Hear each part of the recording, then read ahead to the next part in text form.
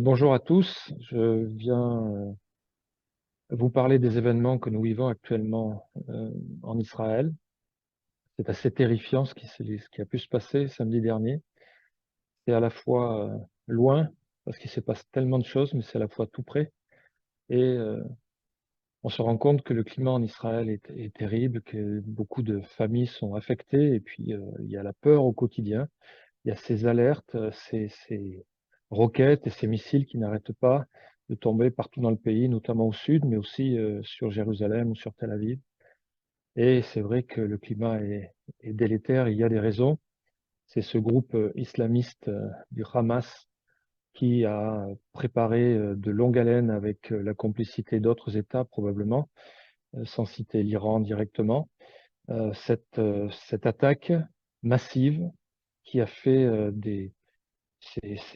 ce millier de victimes. Je crois qu'aujourd'hui, le bilan est de 1200 morts, plus de 3000 blessés. Et si on compte toutes les familles affectées par ces drames, eh bien, une bonne partie de la population israélienne est aujourd'hui en deuil ou dans l'incertitude. On décompte 180 familles qui ont été contactées par l'armée pour leur dire que probablement un membre de leur famille était euh, captif, était otage du groupe islamiste.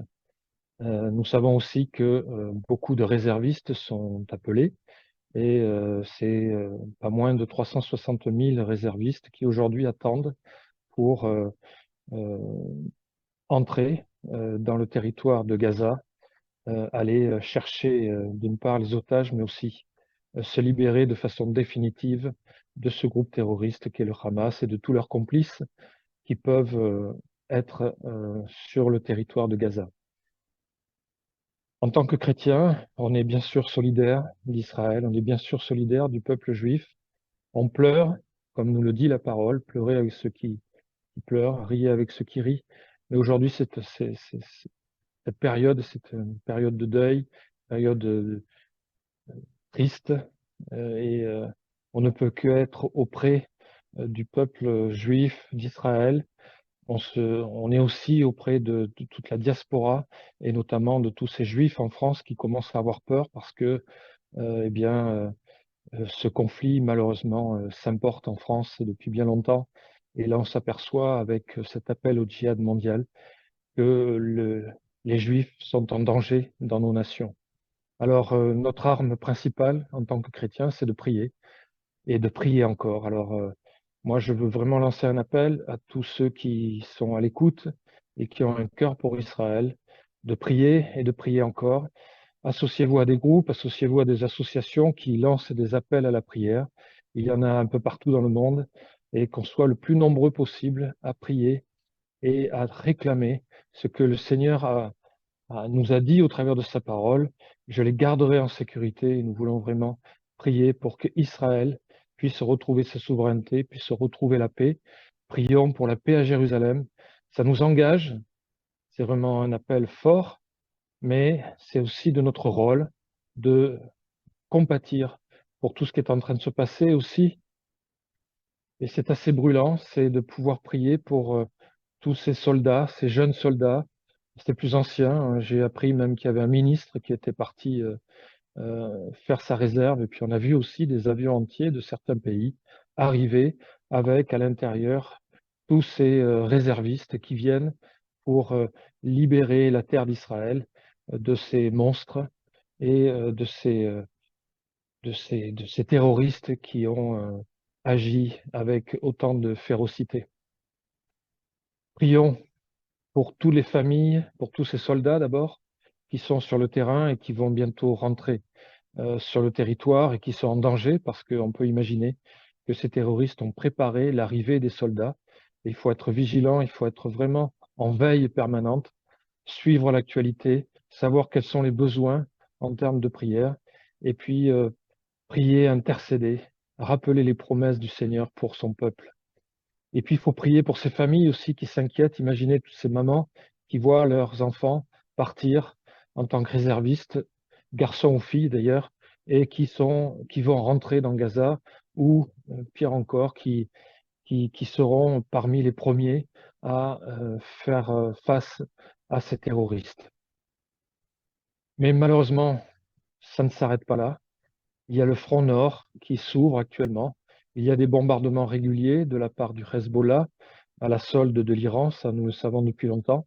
Il faut se rappeler aussi que le Hezbollah dispose d'une batterie d'à peu près entre 150 et 200 missiles qui peuvent atteindre jusqu'au centre, voire plus, d'Israël. Et on imagine qu'il pourrait très bien déclencher le front nord. Ce qui est un peu le cas déjà, puisque des informations nous arrivent nous disant que des échanges de tirs anti-chars du côté du Hezbollah et des tirs de chars vers des positions au Liban sont déjà en train de se dérouler. Et ce qui veut dire que petit à petit, ce front s'ouvre. Alors prions pour qu'il y ait la confusion au milieu de ces ennemis d'Israël et que le Hezbollah n'entre pas dans ce conflit. Et prions encore plus pour que l'Iran aussi, qui pourtant menace en permanence l'État d'Israël de destruction, hein, ça va jusque-là, l'Iran proclame et font la fête chaque fois qu'un juif d'Israël est tué. Alors, on a beaucoup de sujets de prière. Et bon, en tant que chrétien, si on a un cœur pour Israël, eh bien, surtout, prenons le temps, mobilisons-nous individuellement, collectivement, pour soutenir Israël et pour prier. Les Américains sont là, ils arrivent sur les côtes israéliennes. Le plus gros porte-avions est là maintenant, sur les côtes. Ils sont arrivés avec une armada. Un deuxième porte-avions est en acheminement et va bientôt également rejoindre le premier porte-avions. Des armes ont été livrées déjà à Israël et toute la technologie, ainsi que 2000 soldats américains sont déjà sur le territoire israélien. On imagine que cette force américaine est là pour être en soutien d'Israël, mais aussi pour être une force de dissuasion par rapport à une potentielle entrée dans la guerre du Hezbollah et de l'Iran. Alors, vraiment, c'est aussi des sujets que les Américains, que Joe Biden, que l'administration américaine ne lâche pas à Israël maintenant. Je crois que ils prouvent au travers de ce qu'ils sont en train de faire qu'ils sont de tout cœur avec Israël. Mais bon, il y a besoin que ça soit confirmé, que ça s'inscrive dans le temps. Ma crainte aujourd'hui et notre crainte, je le crois, c'est le jour ou l'heure, parce que c'est très bientôt, Israël va rentrer dans Gaza.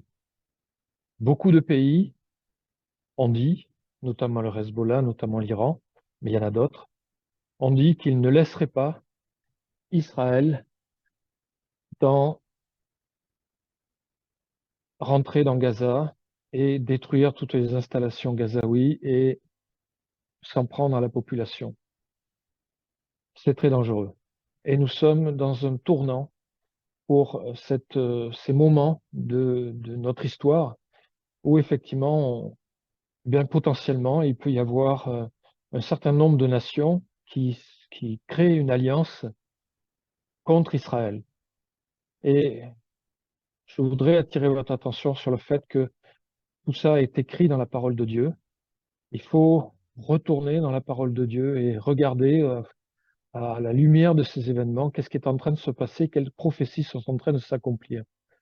Je serais bien incapable, je ne suis pas enseignant, je ne suis pas spécialiste d'eschatologie, mais nous avons des ministères au milieu du monde chrétien qui sont capables de nous expliquer ce qui est en train de se passer. Et avec discernement, il faut essayer de comprendre ces événements et comprendre ce que Dieu est en train de faire. Voilà, je crois que le moment est assez terrible, mais à la fois, ce que je voudrais vous dire, pour terminer, c'est ce message d'espoir. Relisez le psaume 2 qui nous dit que Dieu règne et qu'il est à la manœuvre et que si les rois s'agitent, lui, il se rit d'eux, il se moque d'eux. Il y a plein de versets, et notamment dans les psaumes, qui nous disent qu'il est notre abri, qu'il est le Très-Haut, et aussi qu'il sera toujours là pour son peuple et pour nous. Alors, finalement, quelles que soient les circonstances, il est notre appui, il est fidèle et il règne.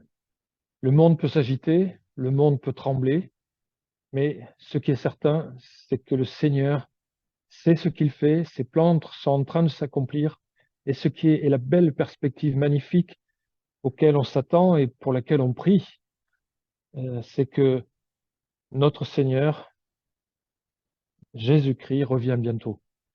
Et ça, pour nous, c'est porteur d'espérance. Et ça, je crois qu'il ne faut pas le perdre, quelles que soient les circonstances, quel que soit ce qu'on peut vivre de difficile. Dieu règne et le Seigneur revient bientôt pour établir son règne de paix.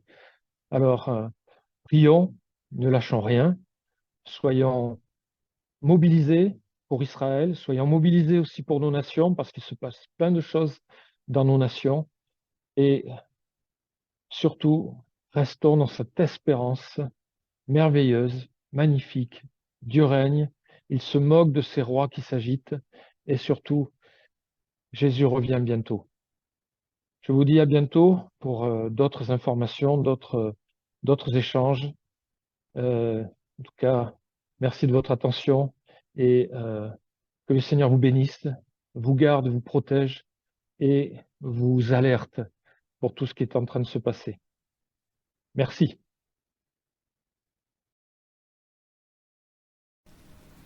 Psaume 2. Pourquoi les nations s'agitent-elles et les peuples ont-ils de vaines pensées? Les rois de la terre se dressent et les princes se liguent ensemble contre l'Éternel et contre son Messie. Pourquoi s'agitent les nations et les peuples méditent-ils la vanité? Les rois de la terre se lèvent et les princes consultent ensemble contre l'Éternel et contre son oint. Pourquoi les nations s'émeuvent-elles? Les patries murmurent-elles à vide? Ils se postent, les rois de la terre, les potentats unis se liguent contre Yahvé Adonai et contre son Messie. Pourquoi tant d'effervescence parmi les nations, et pourquoi les peuples trament-ils ces complots inutiles? Pourquoi les rois de la terre se sont-ils tous soulevés, et les grands conspirent-ils ensemble contre l'Éternel et contre l'homme qui a reçu l'onction de sa part? Les nations s'agitent, mais pourquoi? Les peuples complotent, mais c'est pour rien. Les rois de la terre se préparent au combat, les princes se concertent contre le Seigneur et contre le roi qui l'a consacré. Brisons leurs liens et rejetons loin de nous leurs chaînes. Rompons leurs liens et jetons loin de nous leurs cordes. Désagrégeons leurs liens et rejetons loin de nous leurs entraves. Ils s'écrient, faisons sauter tous leurs liens et jetons au loin leurs chaînes. Rompons les liens qu'ils nous imposent, disent-ils, rejetons leur domination. Il rit celui qui siège dans les cieux, le Seigneur se moque d'eux. Celui qui habite dans les cieux se rira d'eux, le Seigneur s'en moquera.